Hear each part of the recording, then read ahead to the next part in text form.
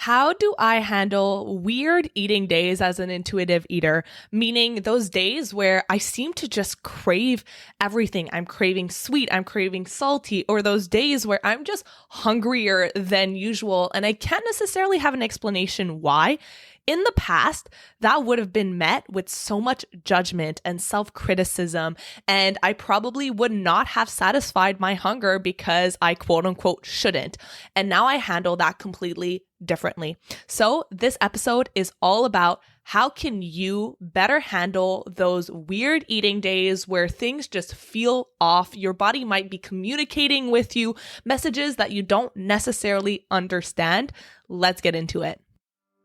Welcome to the Live Unrestricted podcast, a show where you'll learn how to heal your relationship with food and your body so that you can focus your time and energy on more important things like your personal growth. I'm your host, Sabrina Magna, food freedom coach, and my mission is to help make your life happier and healthier without stress, overwhelm, or guilt about food. If you love the show, please do go out and share it. And if you're looking for support with your relationship with food, details about my programs are in the show notes. Thanks for spending time with me today. Now let's jump in.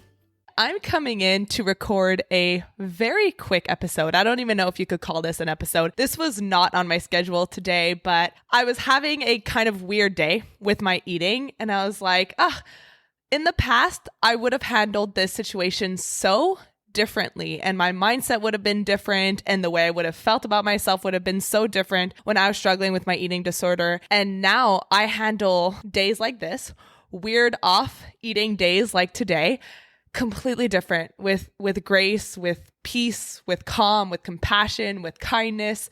And I wanted to come and sit down at the mic and just share with you what this new mindset is. And so a little bit background about today. So today is a regular Monday and I had my regular breakfast, regular lunch, not bigger, not smaller than I normally have. I'm usually pretty consistent in terms of the size of my breakfast and my lunch.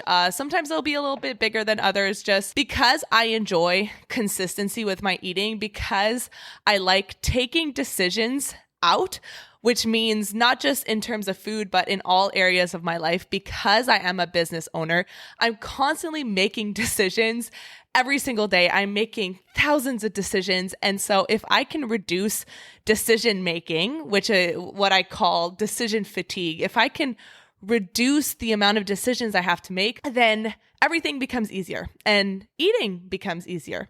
So that's why every morning I eat the same breakfast, because I don't have to get up and make a decision about what I want to eat. This is not for everyone. If you're someone who enjoys diversity, then go ahead and eat something different for breakfast. Just for me personally, this is what works. I don't regularly need diversity in my breakfast. I do, however, need diversity in my lunch and especially in my dinner. So right now I'm in a little phase of my breakfast is a banana with peanut butter and then oatmeal with protein powder and milk. And it's a really nice filling breakfast. And so I have that breakfast this morning. I didn't work out because I was feeling particularly sore from the weekend, and my pain from my back for my scoliosis is a little bit higher this Monday. So I decided, you know what? I'm just going to go for a nice, easy walk by the water.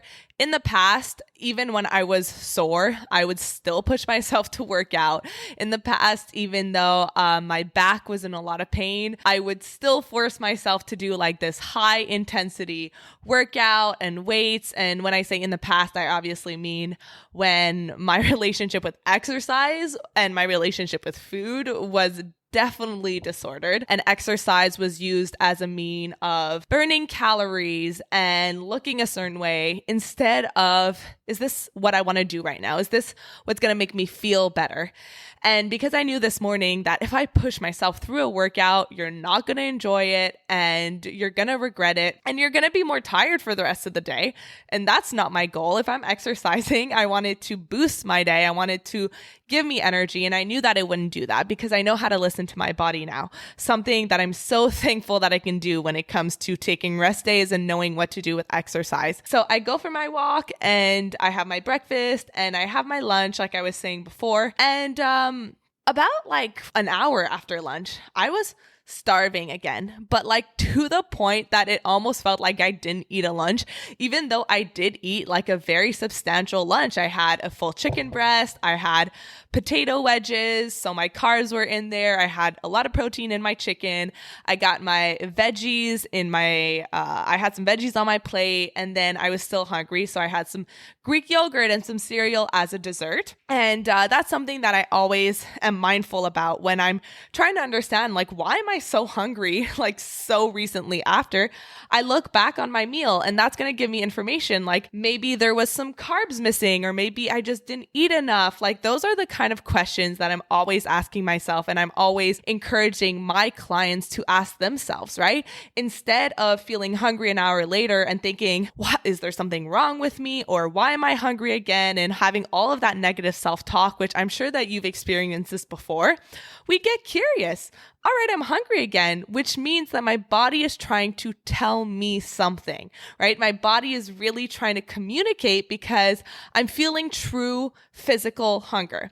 And that's a big piece as well, is being able to differentiate between physical hunger and emotional hunger, when your body might not actually be needing food, but on a emotional side, you're being compelled to turn to food, which means that maybe there's an emotional need that is going unmet right now. Maybe you're stressed or bored or emotional or lonely. And so in this situation, I knew that I was feeling true physical hunger. And I looked back and like I said, it was a balanced meal. And I had definitely eaten enough, like enough by my standards, which is a lot. I am someone who just naturally eats a lot. I eat big lunches, and I don't beat myself up over it anymore, because I now know that that is what my body needs. Like my body just needs a larger quantity of food. And I know that I used to compare the way that I ate to my friends, and I would think like, why do I eat so much? And I wish that I could eat as little as them. And I would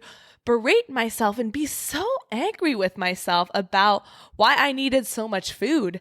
And I have so much sadness and compassion for that past version of myself, because that's simply who I am. Like I just have a larger frame. I just need more food. I am never going to look like that stick thin model or the kind of girls that I saw growing up as a synchronized swimmer. And that was the body that I was so used to comparing myself to.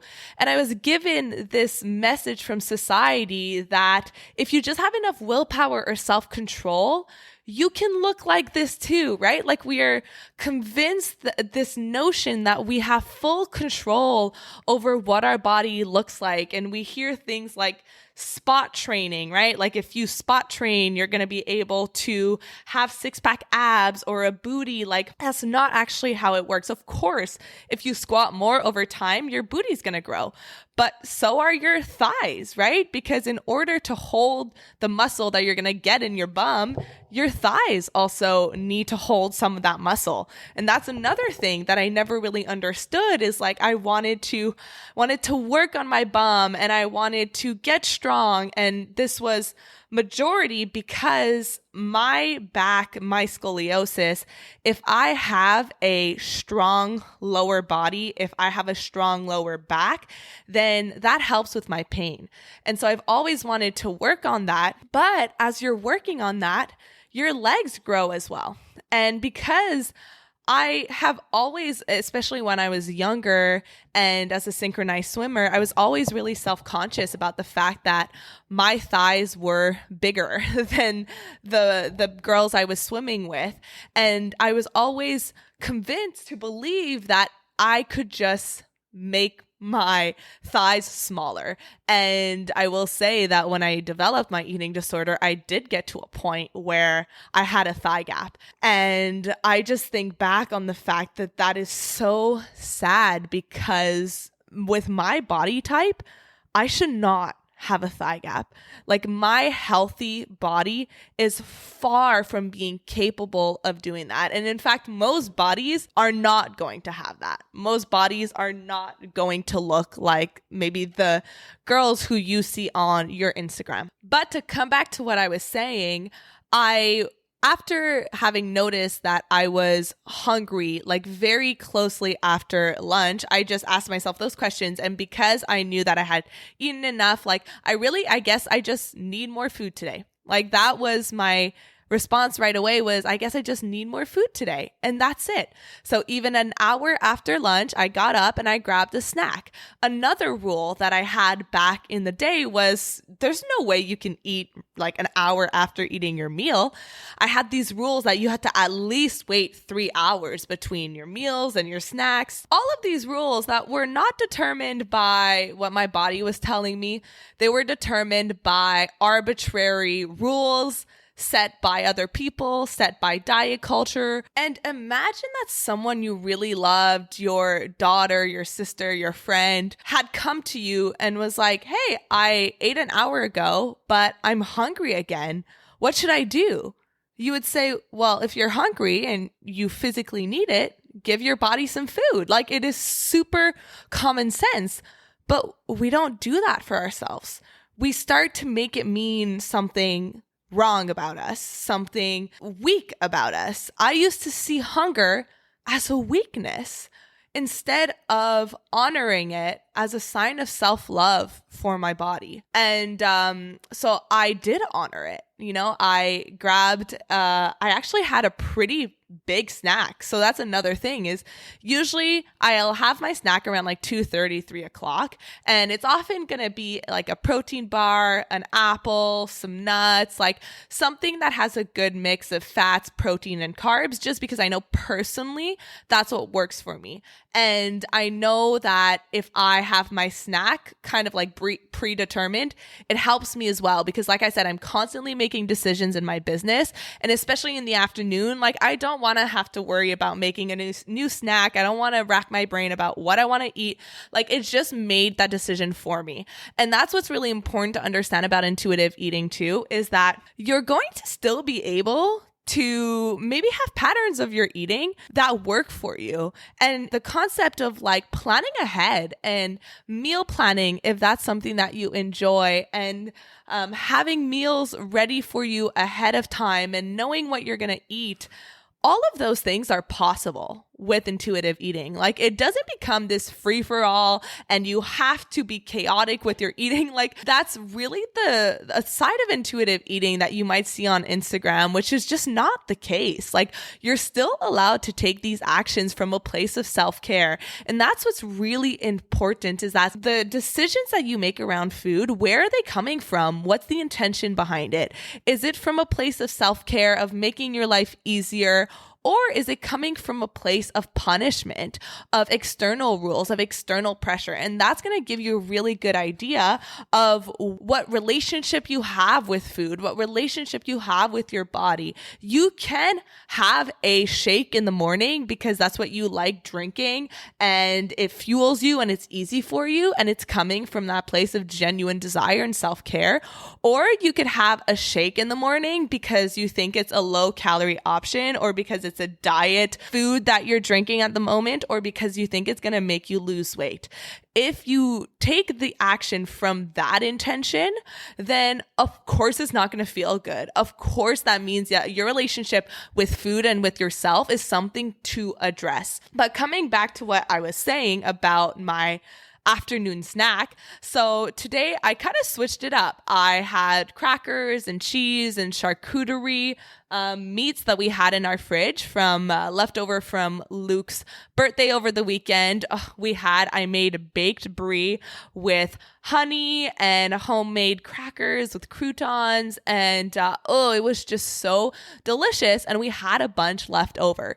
So I had a bunch of crackers with cheese and meat, and then I had a carrot on the side, and it was a pretty large snack. I have it, and I was still hungry afterwards. So I went back, had some more, and then after having some more, I was still really hungry, like really hungry to a point that I couldn't like concentrate on work. So I knew I need to have more food because that wasn't enough. And again, in the past, my brain would have said, yes, that was enough, right? That was X amount of calories, which should be enough food for you. So don't go back for more because you had your snack. That would have been my past mindset. But now, of course, it was not the case. I recognize, you know what? Your body is still telling you you need more food. So today is probably just going to be a day where you need more food. You don't need a reason for it. Maybe for some reason yesterday you ate less, and so today you need to make up for that. Like your body is sensing that. Or maybe because I had 2 really hard workouts over the weekend and today my body is needing those extra calories to recover. Maybe I'm about to get my period, or maybe there's no reason at all and I don't have to question it, because if that's what my body is telling me, then I'm going to respect it. So I went back and I grabbed more of the chicken that I had in the fridge. And after the chicken, I was still hungry. So I got a little bit of chicken sausage. And you might be listening to this right now and saying, oh my God, you're having all of that as a snack? Like that's a snack for you? Because maybe you're someone who just eats a piece of fruit as your snack, or maybe you've been told that 10 almonds is enough as a snack. And so for me to have crackers and brie cheese and charcuterie meat and more crackers and cheese and chicken sausage, I forgot. I also had 2 of those like appetizer, like boucher appetizers that we had over the weekend. So they were plant-based, like potato samosas and stuff like that we had just thrown in the oven. So I had 2 of those left over. So I had that as well.